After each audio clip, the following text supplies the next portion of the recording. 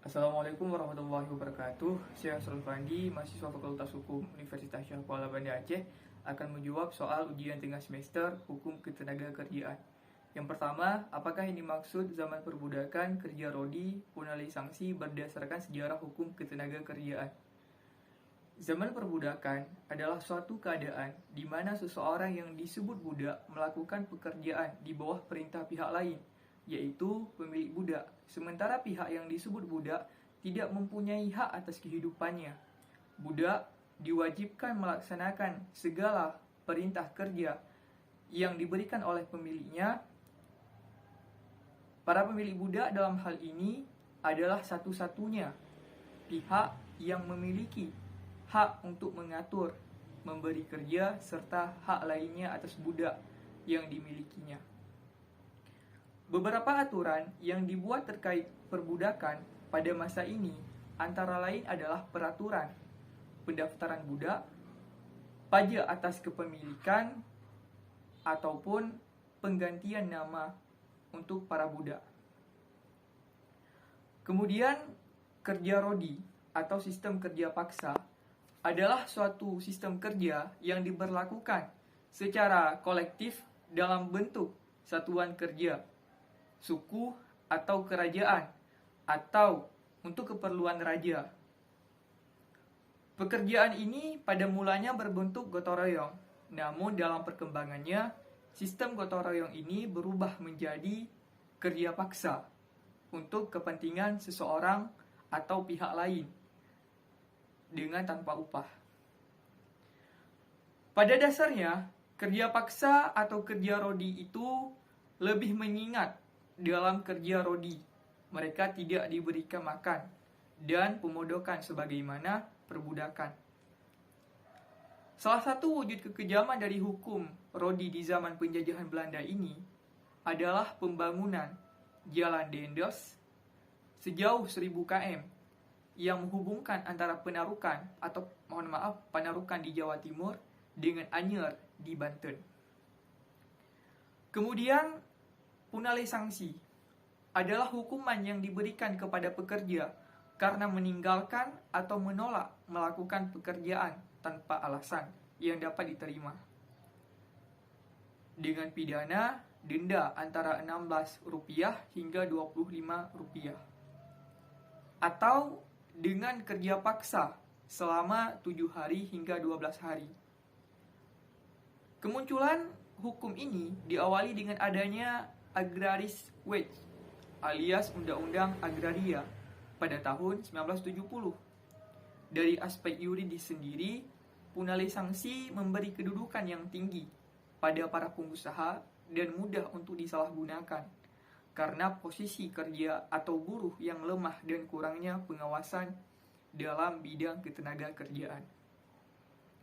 Yang kedua, jelaskan tujuan dari hukum ketenagakerjaan dikaitkan dengan fungsi negara. Tujuan dari hukum ketenagakerjaan yang pertama adalah memberdayakan dan mendayagunakan tenaga kerja secara optimal dan manusiawi. Kemudian yang kedua, mewujudkan pemerataan dan penyediaan tenaga kerja yang sesuai dengan kebutuhan pembangunan nasional dan daerah. Yang ketiga, memberikan perlindungan kepada tenaga kerja dalam mewujudkan kesejahteraan. Dan yang terakhir adalah meningkatkan kesejahteraan tenaga kerja dan keluarganya. Fungsi negara dalam hal ini pemerintah dalam hubungan industrial atau ketenagakerjaan tadi adalah menetapkan kebijakan, memberikan pelayanan, melaksanakan pengawasan, melakukan penindakan terhadap pelanggaran peraturan perundang-undangan ketenagakerjaan. Uraikan siapa saja para pihak dalam hukum ketenagakerjaan dan lembaga apa saja yang berkaitan dengan hukum ketenagakerjaan.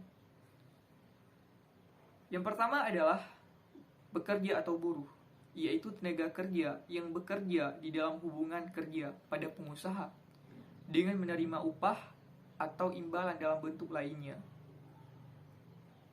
Yang kedua, pengusaha, yaitu orang perseorangan, persekutuan, atau badan hukum yang menjalankan suatu perusahaan milik sendiri, atau orang perseorangan, persekutuan, atau badan hukum yang secara berdiri sendiri menjalankan perusahaan bukan miliknya.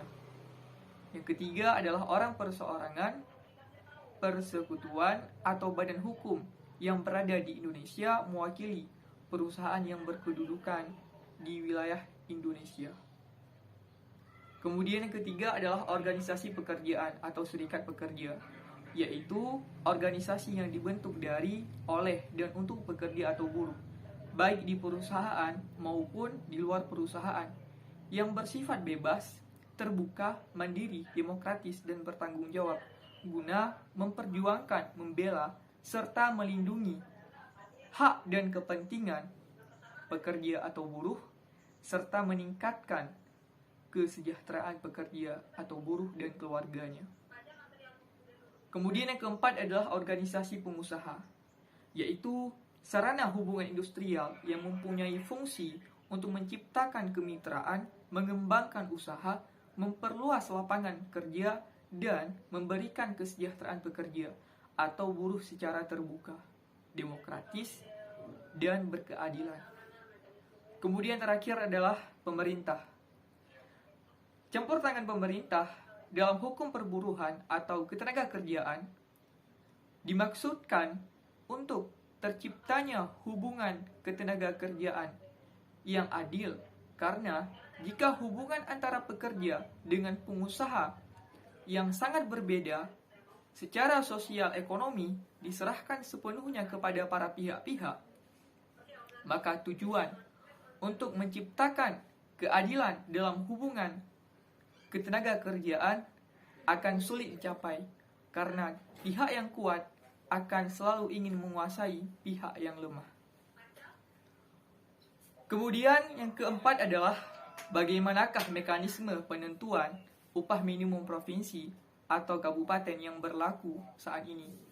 Dalam hal perusahaan tidak mampu membayar upah minimum karyawannya, apakah ada mekanisme mengenai tata cara penangguhan upah minimum dan sanksi apa yang akan diterima perusahaan bila membayar upah lebih rendah dari upah minimum. Yang pertama adalah mekanisme penentuan upah minimum provinsi atau kabupaten. Upah minimum ditetapkan berdasarkan kebutuhan hidup pekerja atau disebut kebutuhan hidup layak atau disingkat dengan KHL. Sedianya tercantum dalam pasal 88 ayat 4 Undang-Undang Nomor 13 Tahun 2003. Pasal ini menyebut pemerintah menetapkan upah minimum berdasarkan kebutuhan hidup layak dan dengan memperhatikan produktivitas dan pertumbuhan ekonomi. Namun, melalui Undang-Undang Nomor 11 Tahun 2020 tentang Cipta Kerja atau disebut juga dengan Undang-Undang Nomor 11 Tahun 2020, pasal ini telah dicabut. Lebih lanjut pasal 25 PP 36 Tahun 2021 yang merupakan aturan turunan dari Undang-Undang Cipta Kerja menyebut upah minimum ditetapkan berdasarkan kondisi ekonomi dan ketenagakerjaan, atau dengan kata lain, tidak lagi berdasarkan kebutuhan hidup layak. Pasal 25 PP 36 tahun 2021 mengatur upah minimum ditetapkan tidak berdasarkan kondisi ekonomi dan ketenagakerjaan, meliputi paritas daya beli, keseimbangan kemampuan berbelanja, tingkat penyerapan tenaga kerja, dan yang terakhir median upah atau margin antara 50% upah atau gaji tertinggi dan 50% terendah dari karyawan di posisi atau pekerjaan tertentu. Data pertumbuhan ekonomi, inflasi, paritas daya beli, tingkat penyerapan tenaga kerja, dan median upah bersumber dari lembaga yang berwenang di bidang statistik. Kemudian yang kedua, bagaimana tata cara penangguhan upah minimum dalam hal perusahaan tidak mampu membayar upah minimum karyawannya.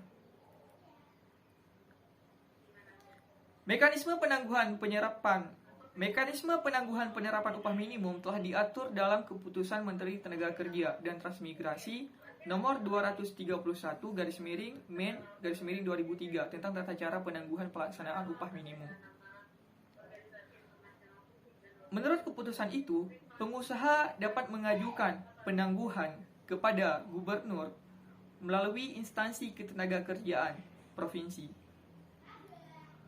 Permohonan dilayangkan paling lambat 10 hari sebelum tanggal berlakunya upah minimum. Selain itu, ada kesepakatan tertulis juga laporan keuangan perusahaan yang terdiri atas neraca dan perhitungan rugi atau laba beserta penjelasan-penjelasan untuk 2 tahun terakhir. Untuk membuktikan ketidakmampuan tersebut, gubernur dapat meminta akuntan publik memeriksa kondisi keuangan. Kemudian yang ketiga adalah sanksi akan diterima perusahaan bila membayar upah lebih rendah dari upah minimum. Upah minimum menjadi batas bawah nilai upah, karena itu dilarang membayar upah pekerja lebih rendah dari upah minimum.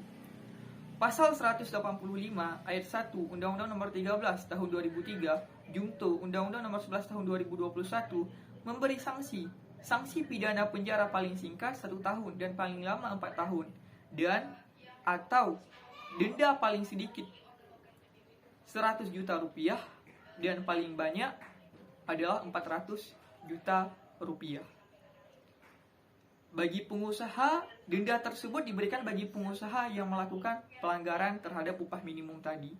Mungkin demikian jawaban ujian tengah semester Hukum Ketenagakerjaan kelas F. Terima kasih. Saya akhiri. Assalamualaikum warahmatullahi wabarakatuh.